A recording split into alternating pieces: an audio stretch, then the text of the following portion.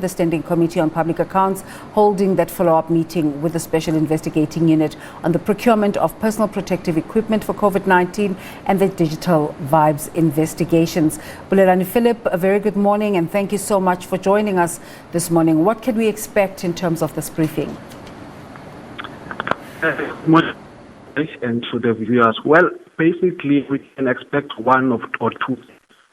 One is that the SIU could come out and actually explain to the public accounts watchdog SCOPA this morning around some of their findings in relation to the recent report that we're talking to that has been handed to the president. On the other hand, the SIU could simply perhaps maybe use the legality or say that this report is born out of a proclamation that has been done by the president, and therefore it's up to the president to actually announce the findings of that report. Of course, this matter has come before SCOPA before, and the SIU has said that the report has been made to SCOPA, given to the president for his consideration, and therefore it's up to him to actually divulge the content of that report.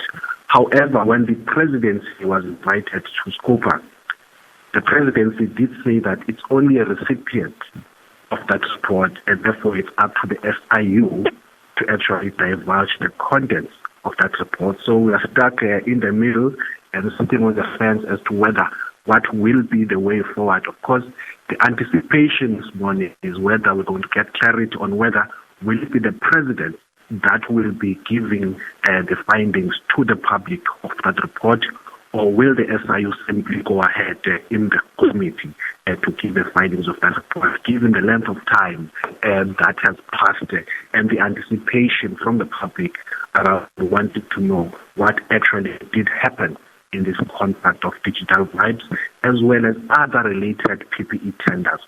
Desiree? You mentioned that this is not the first time that they're appearing in front of SCOPA with regards to this matter. And it takes me to an occasion yesterday when the chairperson of SCOPA, Mkhuleko Hlengwa, was just expressing some frustration with Eskom that they come to appear before SCOPA without providing full documentation and not bringing the latest report that they're coming to talk about. You cover these stories on a regular basis. Just take us through the frustrations that SCOPA goes through in terms of getting information from the people who are supposed to present in front of it. We've heard a lot about these frustrations at the Zondo Commission, where all the time the chairperson of the commission was asking where was Parliament when all of these discretions were taking place. Take us through, give us a sense of the lack of accountability that's playing out in front of South Africans in Parliament, Bulelani. Look, Desiree, you're quite right. I mean, SCOPA has been frustrated about the slow pace of delivering some of these reports, given the extent of the alleged corruption that happened during the PPE tender contracts that were awarded during now COVID-19.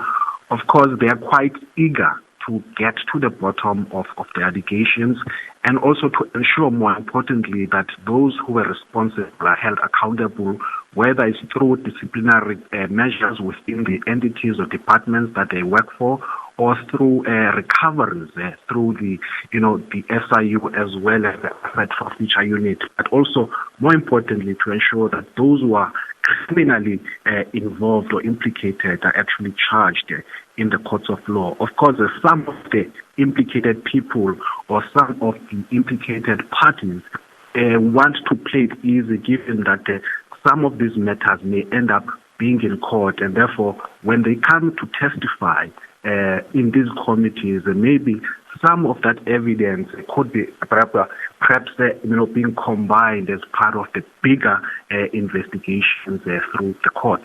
Of course, today what we do expect is that SCOPA, as it usually does, is that it will actually pin down the SIU to actually bring the specifics, unlike the previous occasions where it said that the investigations are ongoing and some of the matters have been referred to the Hawks for further investigation, and whether some have been actually referred to the police for criminal charges. Of course, the SCOPA will be looking at whether how far are those cases and whether any people have been held accountable so far. Desiree? So when the SIU has previously appeared before SCOPA, they gave us the scope and a picture of how much the funds that were involved and all of that. But the very latest story to come out of this is the killing of a Gauteng health official, Babita Deokaran. Do we expect this to feature at all in the conversations? Look, Desiree, I think it's one of the most important things that whistleblowers are protected under the law, and therefore they should be, in all accounts, be protected and ensuring that those people who are responsible for their killings or those people who are responsible for threatening them are actually held to account. And that's the view that has been consistent within the SCOPA meetings, because without some of the whistleblowers, some of these cases would not even have come to the fore. And therefore, it's important that in the fight against corruption, that whistleblowers are protected, so that if they are not, this may lead to other people who want to actually blow the whistle, actually handing back fearing for their lives or being threatened, or in some cases, some of them being demoted in their position. That's it. Are you able to give us a sense of other briefings that are taking place today and the content thereof? Well, this morning, the Public Enterprises Committee is sitting to hear the latest in regards to the South African Airways. You recall that there was an announcement a couple of days ago to say that the national carrier will be resuming its operations on 23rd of September, but of course in limited destination.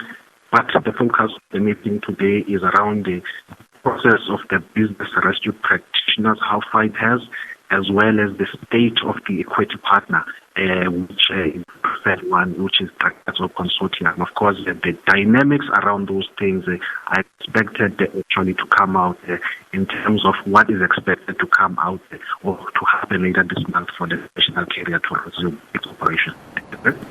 Bulelani, thank you so much for bringing us up to speed and setting the scene for all the briefings that will be taking place in Parliament today.